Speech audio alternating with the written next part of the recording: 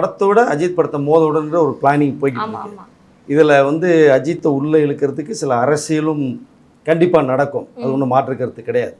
விஜய்க்கு யார் இப்போதைக்கு யார் ஆப்போசிட் அப்படின்னு பார்த்தோம்னா அஜித் தான் இருக்கார். ஸோ இப்போ அஜித் வந்து இந்த வருஷம் படம் பண்ணலை, அக்டோபர் வரைக்கும் படம் பண்ணல, அக்டோபருக்கு மேலே படம் பண்ணுறாங்க. டேட்ஸ் கிட்டத்தட்ட ரெட் ஜெயினுக்கு கமிட் பண்ணுறது மாதிரி ஒரு மெசேஜ் வந்தாச்சு. ஸோ உதயநிதி ஸ்டாலின் அவருடைய பேனர் ரெட் ஜெயினில் வந்து அஜித் ஹீரோ, அது கிட்டத்தட்ட இந்த கன்ஃபார்ம் ஆகிடுச்சு.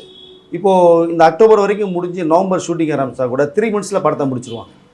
ஜனவரி பிப்ரவரிலாம் முடிச்சிட்டாங்கன்னா மார்ச் போஸ்ட் பண்ணால் கூட ஏப்ரல் ரிலீஸ் ஆகாது. ஸோ விஜயோட ஜனநாயகன் படம் வரும்போது அஜித்தோட அந்த படம் கண்டிப்பாக ஒரே நாளில் ரிலீஸ் ஆகும், ஒரே நாளில் பேசப்படும். நீயா நான் வா மோதிக்குங்கிற மாதிரியான ஒரு விஷயந்தான். அஜித் அரசியலில் அப்பாற்பட்டவர்னா கூட சூழ்நிலைகள் அவர் அப்படி சுற்றுது. இப்போ அந்த பக்கம் பிஜேபியோட வாழ்த்துக்கள், இந்த பக்கம் டிஎம்கோட வாழ்த்துக்கள், மற்ற அரசியல் தலைவரோட வாழ்த்துக்கள் மேலே அப்படி கூலிங் ஆகிட்டே போகிறாரு.